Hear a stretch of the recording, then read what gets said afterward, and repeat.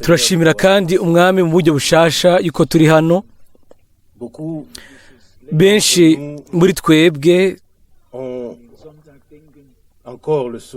baracafise kumwenyura mu maso iyo twiyumvira kwa Mungu uheze. Hariho n'abandi baye gatonyi. Turashobora kubona ibyo bintu bibiri uko bimeze. Kuje ku ruhande rwanje na mu minsi iheruka nagize umubabaro nk'uko nkunze kuwugira mu buryo gake cyane. Ni umubabaro usigura nta nkeka ico Paulo yavuze. Ni umubabaro udashobora gutuma twicuza iyo ugaragajwe na mwe mu w'Imana. Twebwe abagiye i Berg nta nkeka twabonye byose, twumvise byose, kandi nta kintu na kimwe dushaka kuvuga kuri ibyo. Gusa turashimira cyane umwami kubwo ubuntu ubwo yaduhaye,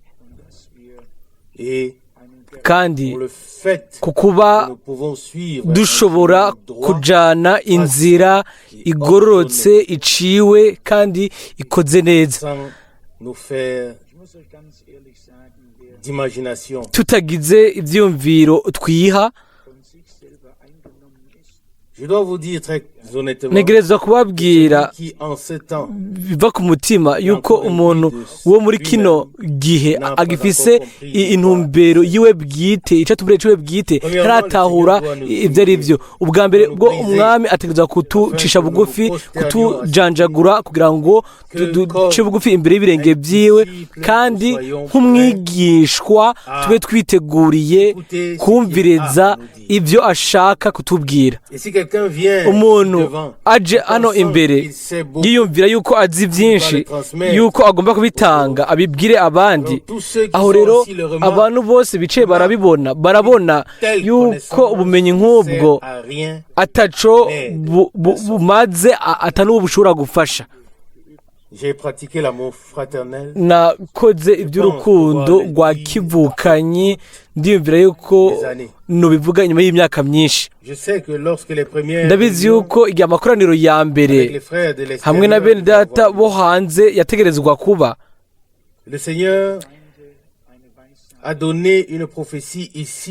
umwami yatanze ubuhanuzi hano biciye kuri mushiki wacu Rusi.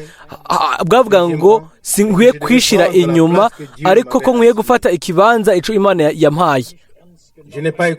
Sinumvirije, sibyo sinayifashe nka nkama. Hanyuma hari ibintu twaciye tubamwo byatugiriye nabi. Ndiyumvira yuko no kwa Mungu heruka hari ukuntu nananiwe ku ruhande rumwe shaka guha ikibanza ca mbere bene data, ku rundi ruhande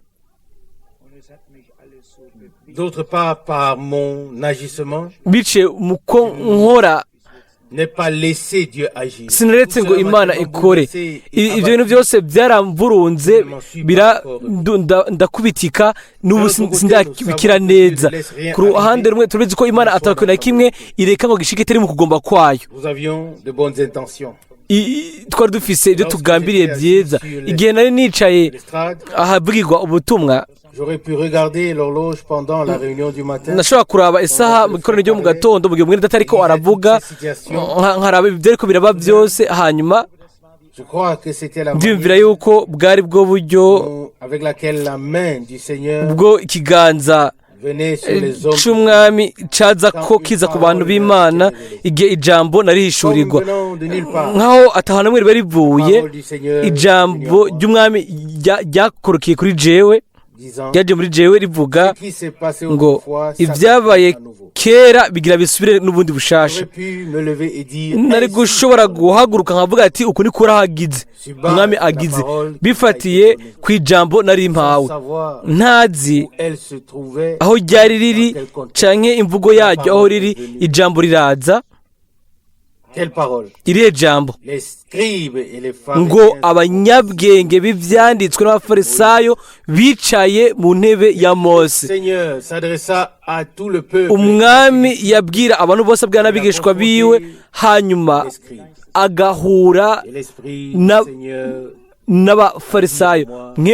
Umwami abwira muri jewe ibyo bintu nyine ngo birasubirwa muri kino gihe. Kiriya gihe kera abanyabwenge b'ibyanditswe n'abafarisayo bafatira kuri mose nk'umuhanuzi wabo, nk'umuntu wabo, bakavuga amajambo yiwe badafise guhishurirwa kwa mpwemu yera, sans les classer. badashobora kubitondeka mu buryo bwiza mu mvugo ya Bibiliya.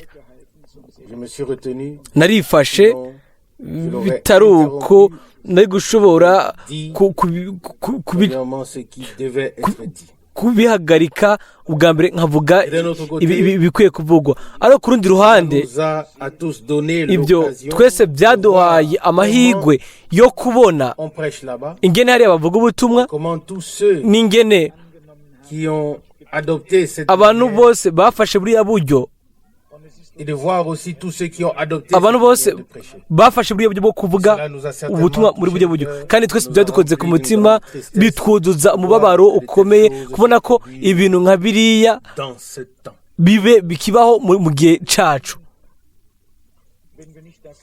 il ne nous sert à rien de parler des choses élevées. Ntaco bitumarira kuvuga ibintu biri hejuru cyane nimba tutigeze twiga ABC yo muri gahunda y'Imana, nimba tudatahura yuko utegerezwa guha icubahiro umwene data ukamwubaha gusumba uko wiba, tukaba twuzuye ubwibone nk'ibaro, nk'umupira wuzuye tukatwagwa n'umuyaga wose. Ibyo ntibikwiye kumera uko. Mu mwanya uheze Avant de venir ici, imbere y'uko nshika hano, igihe nashika hano, kuko sinagize umwanya imbere yaho, narabye ibyo umwami yabwiye abigishwa biwe, abwira n'ubwoko mu gihe ciwe.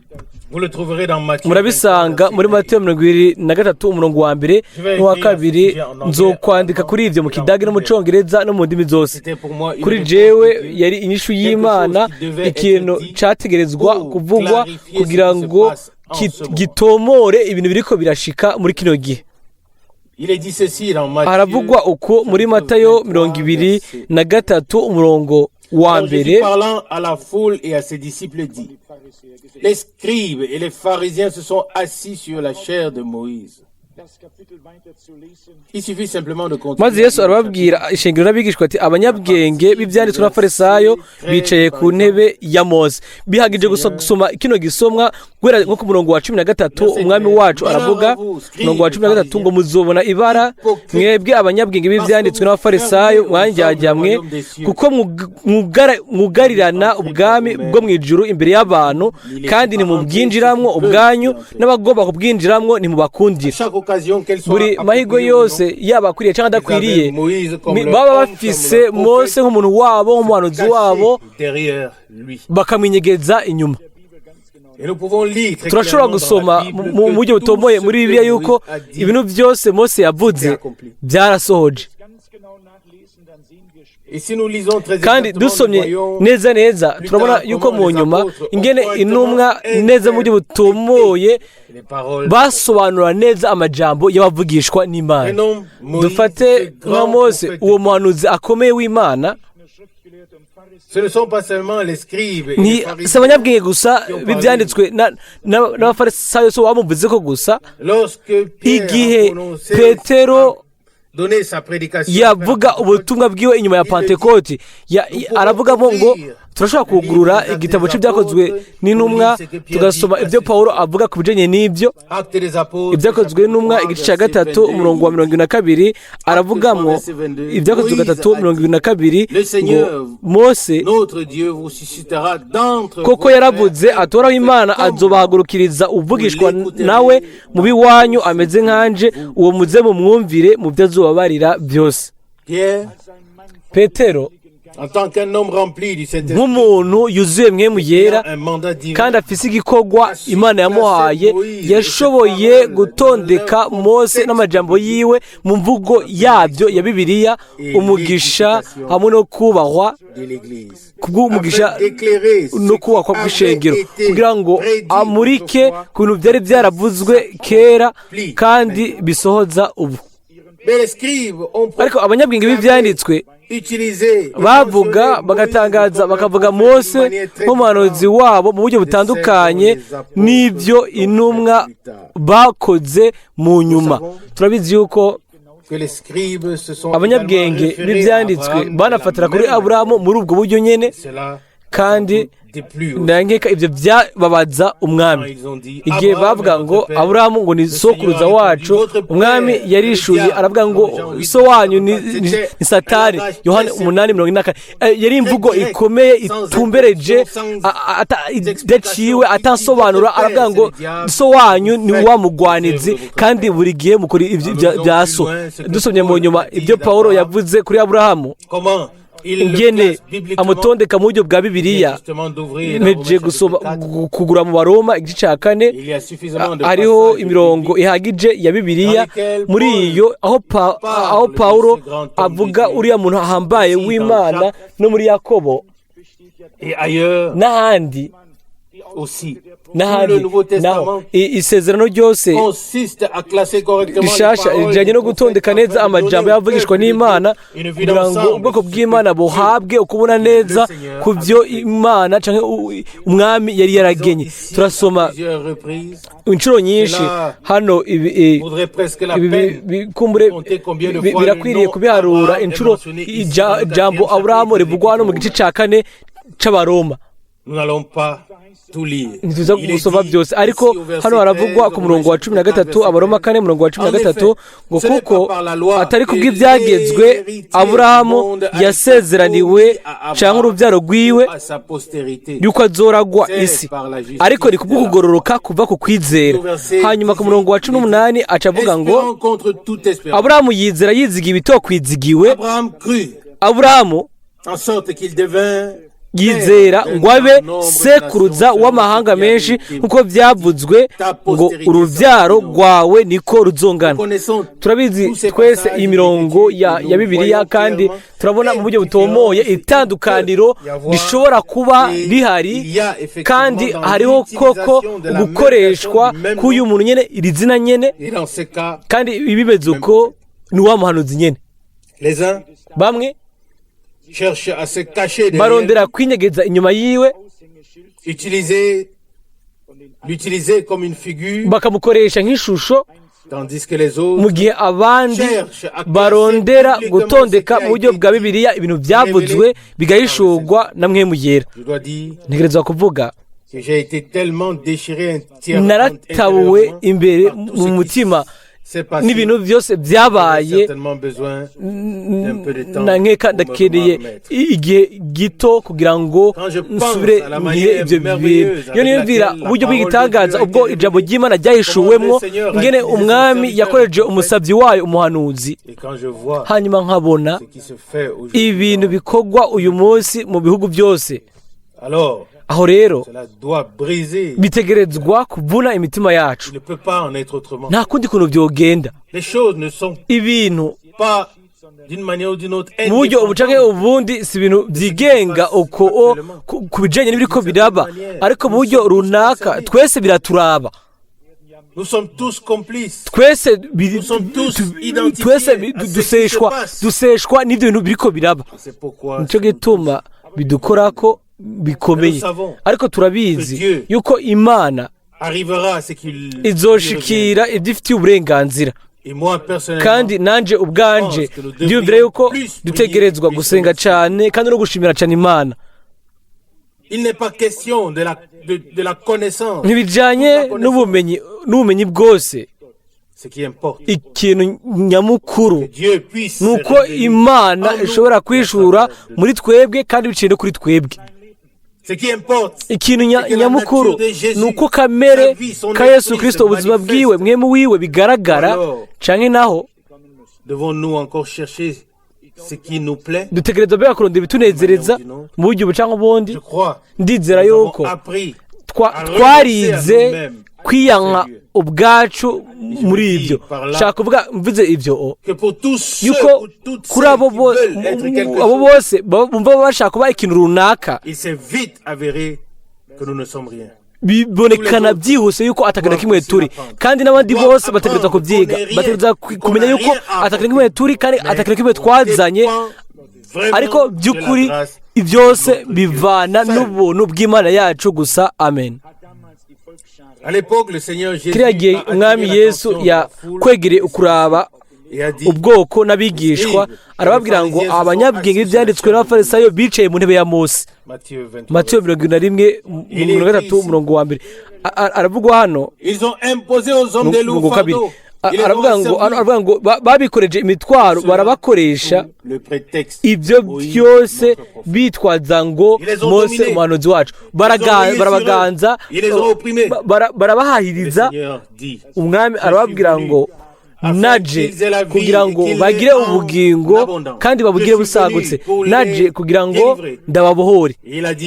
aravuga ngo nimuze mwese abarushe n'abaremerewe, reka ndabibabwire, umuntu muri kino gihe yononesha cyangwa agakoresha ubutumwa bw'ubuhanuzi kugira ngo aganze abikoreze imitwaro abandi, uwo yatahuye nabi ibyo Imana yagenye gukora. umwami yarungitse ijambo kugira ngo ribohore, twese twari tubyakariye. yarungitse ijambo ryo kubohoka, ryo guhamagara gusohoka kugira ngo ubwoko bw'Imana burongorerwe ku mwami, bwinjire buje imbere y'ihema ry'ibonaniro kugira ngo bashobore kumva ubwabo ibyo umwami aba ashaka kubabwira. ndiyumvira yuko nibyo biba canke nibyo byabaye muri kino gihe. umwami ubwiwe yaragabye kugira ngo ntituvange ikintu na kimwe mu bintu twahawe, ntitugire ikintu kimwe twongerako, kandi ntitwakuye ibintu mu mvugo zabyo. twatondetse ibyashika muri kino gihe mu mvugo ya Bibiliya nk'uko intumwa nazo zagiriwe amahirwe yo kubikora.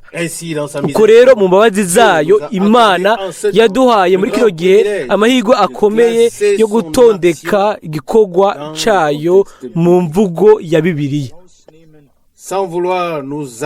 tudashatse kwiha uburenganzira runaka. turashobora kubivuga mu guca bugufi kose. twabisubiyemo bihagije igihe abavuga ubutumwa bane, igihe bandika amavanjiri 4, baja bagana mu byo abahanuzi bari baravuze imbere y'igihe. igihe intumwa zandika ibyete byazo, berekanye uburyo ubwo ijambo ryo mu isezerano rya kera ryasohoza mu isezerano rishasha, na cyane cyane igihe dusoma nko mu Baroma no mu Baheburayo. niye mirongo ya Bibiliya mu isezerano rya kera yagiye irasubiramo kuvugwa, byose birafatana mu buryo buhuza, kuko ya Mana nyene imwe yavuga mu isezerano rya kera ni nayo yabisohoza mu isezerano rishasha. Amen. uriya mwemu nyene yaba ari ku bahanuzi, yaba ari no ku ntumwa, kugira ngo ashingire intahe Imana hano ku isi mu guhuza kw'ijuru, kugira ngo izo ntahe zigigwe izihoraho, hanyuma bose bazisome nabo ubwabo bashobore gushikira kumenya ukuri.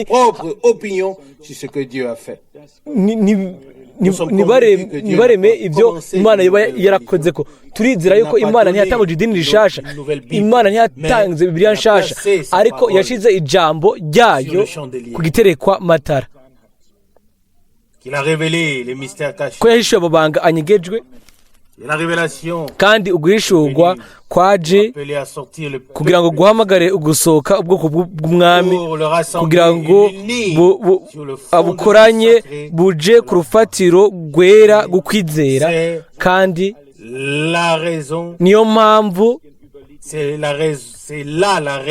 niyo mpamvu yo guhishurwa kw'Imana kugira ngo dushobore kwibagira kandi duhebe ibintu byose bihuza n'ibyiyumviro twishingiye ubwacu, hanyuma tureke twubakwe tube inyubakwa yera y'Imana mu mwemu.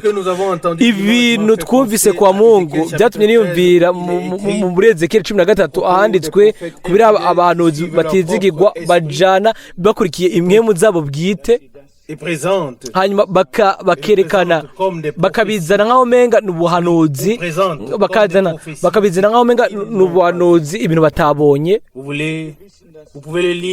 Murashobora kubisoma muri Ezekiyeli 13 n'imirongo ya mbere. Byumvira yuko ibyo twese byatumye tumererwa nabi, kuko turabizi ko Yesu Kristo nk'umwagazi umwe gusa yishe kugira ngo ducungurwe ku bw'ikigongwe cyacu. Ego ibintu byose twategerezwa kugira twabirongeye muri Yesu Kristo umwami wacu, nta kintu kimwe gifite cyo gukora nta canke cyo kongerako, ariko turabizi yuko ibyo umwami yakoze kuri twebwe bikoretse neza. Murashobora gutahura yuko sinasomye umurongo wa 2 nashaka gusoma. Mwemu w'Imana ntazigera yivanga n'iby'abantu bazanye. Mwemu w'Imana yarababaye cyane ku buryo bw'uko yavuyemo arigira, nico gituma akwiye guhanurwa bikomeje. Oui, j'avais des bouffées de chaleur. Ego numvise ubushuhe n'ibinya ndabwirwa ubutumwa, ariko umwami ashimwe yuko yironkeye akanwa ako yashoboye kuvugiramo. Twese twari tunezerewe aho, nanje aho nari nezerewe kuba nkeneye kuvuga, kuko iyo ndabikora uko biri kose sinari kuba ndi umuntu abereye kuba yari kuvuga, ariko Imana yaragabye kugira ngo guhanurwa gutangwe. Twarabye isaha, ubutumwa bwategerezwa gutangura neza amasaha 2 inyuma yaho. Igikorane kikamara amasaha 2 n'igice imbere yuko ubutumwa butangura.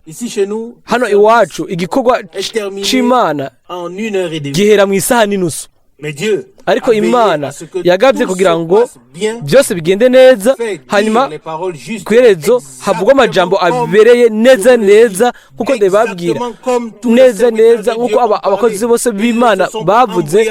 Ntibaretse ngo bavurungwe n'amajambo, bavuze ibintu mu buryo butomoye badaciye ku ruhande. Amajambo yasoka nk'ibibure bikomeye ku bantu bateza kuyakira. Twumvira ko bigumye, ariko kuri ko mwe mu Imana yavuze. Mbega ni gute umwami yabwiye abantu? Yarasaba amajambo y'urukundo ku bantu barondera uguhunga kuri we, ariko yarafise n'amajambo yo gukara mu buryo bwo kwihaniza bikomeye ku bantu. Twumva ko Imana yatwuguriye amaso, yaradusize, turindiriye ko ikora ikintu kugira ngo ishimagize izina ryayo. Nta kintu kimwe twishuza ku byari byo byose, ariko turabizi yuko Imana idakoze ikintu na kimwe, nta kintu kimwe kizoba. Nta mugambi n'umwe dufise kiretse Imana iwukoze. Tugumye twicaye dutekanye muri kino kibanza atakintu kimwe kibaye.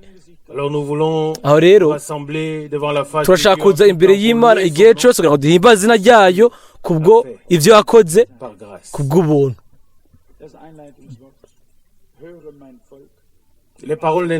Amajambo y'intangamarara yavuga ngo bwoko bwanje umviriza ndakugabisha. Ayo no majambo akomeye.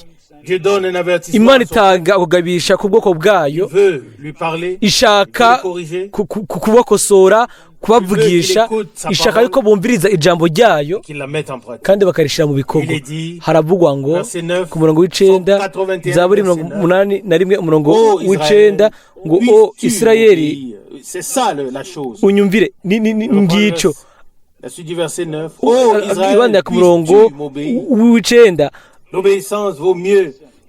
ngo unyumvire. Ukumvira ni kwiza gusumba ibimazi, ni kwiza gusumba ibimazi. Ibikorwa muri Samuel Dieu voulait le cœur du peuple d'Israël. imana ni umurongo w'umunani mu kirundi yashaka ubwoko bw'abisirayeli atari ibimazi byabo atari iminsi mikuru yabo yashaka imitima yabo kandi aravuga ngo ninde mwahaye ibimazi imyaka 40 si jewe ni muri Amosi 5:5 avuga ngo mu myaka 40 ubwo bwoko narabuzinutswe Zaburi 85:10 Somme 91 verset 9. Ô Israël. umunani wewe Israeli icoma ukantega amatwi ukumviriza ijwi ryanje bijanye n'ibyo murongo w'umunani Zaburi 81 atari ibyo twe dushobora gukora aravuga ku murongo kandi w'umunani wo muri Zaburi 81 ngo yemwe bantu ba Israeli icoma mukantega amatwi mukanyumviriza nibyo Imana ishaka uyu munsi Imana nishaka abantu benshi bavuga ariko Imana ishaka abumviriza ishaka abumviriza abumviriza ibyo mwemu abwira amashengero ingene byoroshe gusanga abantu baba biteguriye gufata ijambo ngo bavuge bakavuga mu gihe batumvirije birahagije icyo cyo kibura nicyo gituma ibintu byinshi ibintu bitategerezwa gushika biriko biraba mu gihe iyo umuntu wese yari yumviriza yitonze kandi gushika aho ahabwa ukumurikirwa kuva ku Mana kubitegerezwa kuvugwa mu nyuma acavuga ku murongo wa 12 muri Zaburi 11 ariko abantu banje ntibanyumviye Abisirayeli baranyikunkumura ayo masezerano yose ahabwa ubwoko bw'Abisirayeli amara iki manu ya buri munsi iyo batoragura buri munsi imisi imyaka 40 kandi Imana yateguriye kurahira mu burake bwayo ngo ntibazinjira mu rukiro bwanjye bari gushobora kuvuga ati mwami uri kumwe natwe watugaburiye watunywesheje buri munsi uri kumwe natwe uburake bw'Imana bwarabaziriringira nubwo biboneka inyuma imigisha yari ihari ariko ntibumvirije ijwi ryayo ntibashatse kumviriza bajanye inzira zabo uko niko byanditswe mu Baheburayo 3 aho Imana yagiriza imero ya Isirayeli ni kuvuga ubwoko ubwo yari yarakoreye ibintu byinshi cyane hano muri Zaburi ya 81 umurongo wa 11 ariko abantu banje ntibanyumviye Abisirayeli ntibanyumviye il disait qu'il était descendu pour le racheter de tous les autres peuples yari yaramanutse kubacungura kugira ngo abarokore mu bandi bwoko abagira ubwoko buri ku ruhande abagire ubwoko bwa cami n'abaherezi yakoze byinshi ku bwoko bwayo uyu munsi turi ubwoko bw'Imana turi ubwoko bw'isezerano rishasha kandi umwami yakoze byinshi ku bwacu Il nous a donné à manger, à yaduhaye ibyo kurya ibyo kunywa il nous a nourris yaratugaburiye ku ijambo ryayo ryayishuwe yaradufashije aravuga ngo ubwoko bwanje iyaba warumvise ijwi ryanje iyaba warateze amatwi ku majambo yo mu kanwa kanje iyaba wararetse ukagabishwa mbega ni kangahe nashatse kukuvugisha hanyuma ntiwumviriza hashimigwe umwami kuko afise ubwoko bwumviriza hariho abantu kuva kera bavuye ku byo bari bariko byaho hejuru baca bugufi baramanuka bitegura kugendera ku nzira zayo igihe Isirayeli tumviriza Imana yavuze ngo nabahaye gukomanara nabarekuye gukomana ku mitima yabo kugira ngo bagende nk'uko ivyumviro byabo biri celui qui n'est pas prêt umuntu atiteguriye marcher selon les kugendera mu vyumviro by'Imana bishuwe mu ijambo ryayo mu kumvira kw'ijambo ryayo uyo umwami amuhebera ivyumviro vyiwe akamuhebera gukomana k'umutima wiwe kugira ngo agende yiyumvira yuko azi gusumba abandi umuntu ari mu mahoro n'Imana ntazigera yishira hejuru y'abandi ahubwo azokwama yibona nk'umuto cyane du Seigneur a été accordé. uwo ubuntu bw'Imana yabugiriwe. Ariko hano haravugwa yuko Imana yabarekeye ivyumviro vyabo, abarekera ugukomana kw'imitima yabo. Mu murongo wa 12 wo muri Zaburi 81 Imana iravuga biciye mu muhanuzi Yesaya kuko ijuru ryitanguye isi, kuriko ivyumviro vyanje byitanguye ivyumviro byanyu, kandi n'inzira zanje zitanguye inzira zanyu. Yesaya 55:9. Ariko hano nyuma yuko Imana yari yabayishuriye ivyo vyumviro biciye ku ijambo ryayo, ibereka inzira, kandi ko batari biteguriye guheba ivyumviro vyabo ngo bajene inzira y'umwami, yabarekeye ugukomana kw'imitima yabo, hanyuma bajana ivyumviro vyabo. Hanyuma umwami akaca avuga nubwo biruko ngo icoma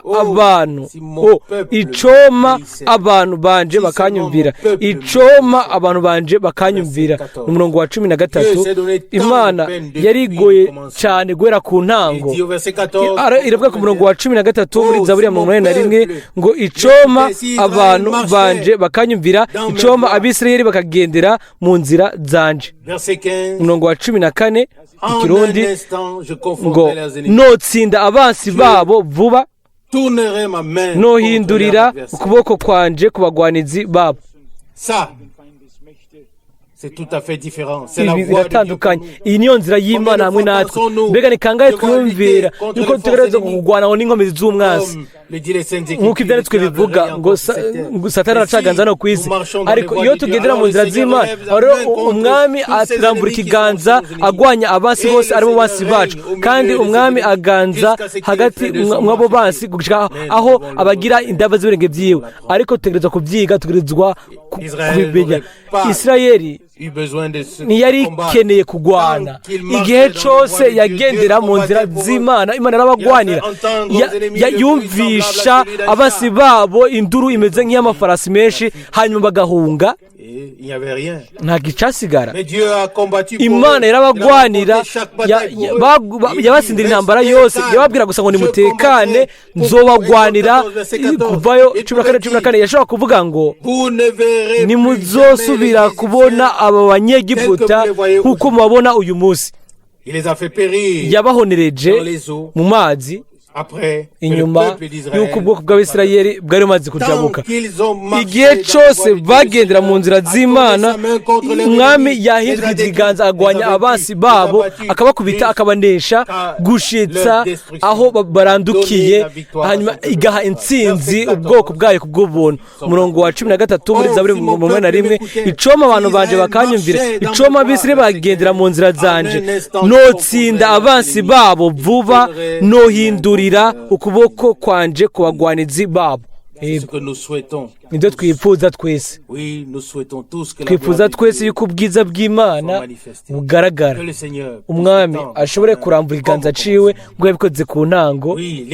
Uwo ishengero ry'ubwa mbere ryashobora gusenga ngo mwami urambura ukuboko kwawe, ukora ibimenyetso n'ibitangaza, uhe abasabyi bawe ububasha bwo kuvuga ijambo ryawe, kandi utange intsinzi ahantu hose aho ijambo ryawe rivugwa. Uhishure ubushobozi bwawe, ugaragaze ubushobozi bwawe n'ubwiza bwawe. Igihe bamaze gusenga uko, aho bari haranyiganyiga, umwami arabahezagira birengereje ibyakozwe n'umwaka 49 ndafise imbere mubwira icifuzo mu mutima wanje yuko twofata Imana tugashobora kwifatanya n'Imana nkuko Yakobo yabikoze, tugashobora kuvuga ngo sindakurekura utamezagiye, uko biri mu Itanguriro 2:56. Ntiduhaze gusa n'ibya kahise, ariko tugire umwimenyerezo mushasha hamwe nawe. Nta bundi buryo buhari kugira ngo dufashwe kiretse kujana inzira iyo umwami yaciye ku bwacu. Kandi twemeye ibyumviro by'Imana, tukizera ibyo byose n'imitima yacu yose, ijambo ryayo, hanyuma tukagendera mu nzira zayo twumvira, aho rero ikiganza ciwe kizoba umugisha kuri twebwe, kandi kizorubanza ku bansi bacu, bizoduha intsinzi no gutsindwa kw'abansi bacu, kugira ngo bibonekane yuko Imana iri ku ruhande rwacu. Nta kirekire cyo gusaba, ntacyo turi, ariko turanezerwa ko twagiriwe ubuntu imbere y'Imana ishobora byose. nta kindi kintu dushaka kiretse kugenda duciye bugufi hamwe nawe gushikaho bimuzomuhimbarira kwambika igitsibo c'intsinzi akatugira akagongwe agahishura ubushobozi bwe n'ubwiza bwiwe hagati muri twebwe.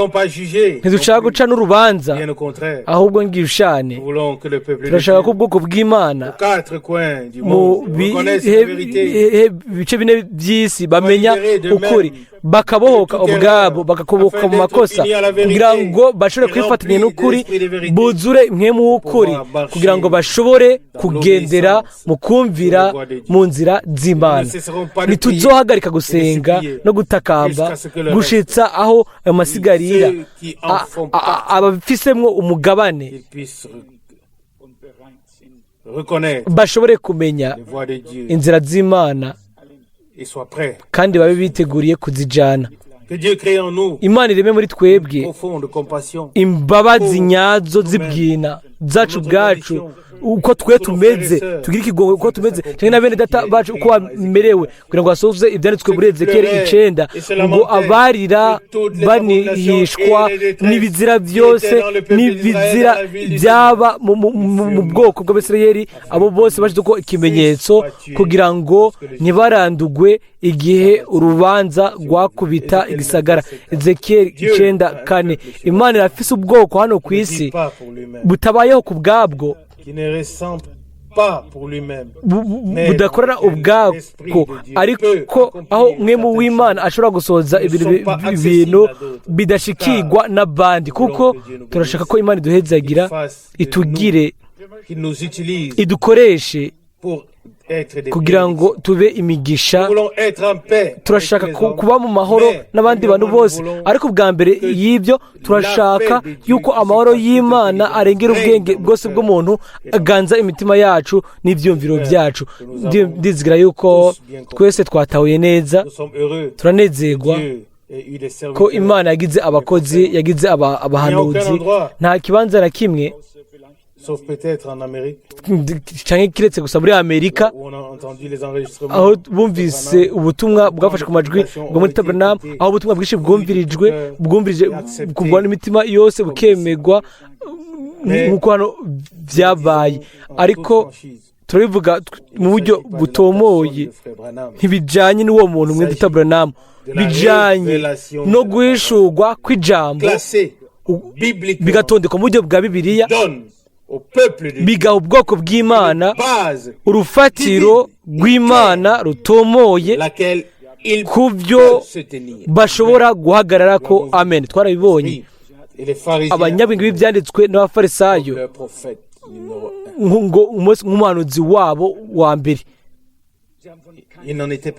nta kundi byari bimeze, nta wundi bavuga nk'uko bavuga uwabo Mose. yari afite ijambo ry'Imana, yari afite ibintu biriya, yari afite n'ibintu biriya, yari afite amategeko, yari yarahawe ibintu byinshi n'Imana, bakabivuga buri sabato mu masinagogi yose, mu rusengero. Umwami akavuga ngo abanyabwenge b'ibyanditswe bicaye mu ntebe ya Mose. ibintu byose bababwira ni mubikore, ariko bo ubwabo ntibanabikoza ko n'agatoki gatonya kanyuma, babikoreza ibintu byose, ariko bo ubwabo nta kintu bakorako. bakuye urufunguruzo rw'ubumenyi barukura, bo ubwabo ntibinjira, kandi babuza n'abashaka kwinjira. Umwami yabaciriye urubanza akomeje. Dushimire Imana ku bwa Mwita Branham, ku bw'ubukozi bwiwe, kubwo ibintu Imana yakoze biciye muri we. Ariko ntibijyanye no kuvuga gusa ngo umuhanuzi hano, umuhanuzi hariya, cyangwa Branham hano, Branham hariya. Bijyanye n'uburyo ubwo Petero, ubwo Pawulo, ubwo izi ntumwa zatondeka ijambo ry'ubuhanuzi, n'ibyo bijyanye n'ibyo muri kino gihe, kandi nicyo gikorwa cyacu. Imana idufashe ku bw'ibyo, iduhe inkomezi zo kugira igishingantahe cyuzuye cy'ibyanditswe byera, igishingantahe icyo intumwa n'abahanuzi comme un icyo bari bafise nk'ibikwiriye byose aho rero Yesu Kristo nk'ibuye rigumye imfuruka kandi nk'ibuye ry'agasongero alfa na omega azokora neza azoreza neza ibyo yatanguye amen. turahaguruka kugira ngo dusenge. Data uri mu ijuru turakubwiye ngo urakoze n'umutima wacu wose kubw'ijambo ryawe ryera ry'igiciro. Mana yanje urera, ijambo ryawe ni ryera kandi n'ibikorwa byawe byose ni byera. wiyereje ubwoko bwawe mu kuri kwawe, abantu bagendera mu nzira zawe, abantu bakumvira, abantu bagamburukira ikiganza cyawe cy'ubushobozi, atakindi kintu bashaka kiva kuri bo ubwabo, atacyo bashaka kuba ubwabo, ariko bafite icyifuzo kimwe gusa, ko ushimagizwa ukaninahagazwa hagati mu bwoko bwawe nk'uko nk'umukuru nk'uwabyuye ukwizera kandi aragutunganya. o Mana yanje, umutima wanje urakozwe ko cyane ngo ndagushimire ndagutazire kubwo ubuntu bwawe bwose, kubw'urukundo rwawe n'imbabazi zawe. uraducunze kandi uri kumwe natwe iminsi yose y'ubuzima bwacu. watugize abashima cyane kandi turagusabye mu guca bugufi kose bwa bene data bose n'abashiki bacu. o Mana, ntureke n'umwe ngo agende, ariko dufashe dutabare nimba bishobokaga. Mwami udufashe kandi ube umunyembabazi, turabigusabye kubwo icubahiro n'ubwiza bw'izina ryawe ryera. amen amen.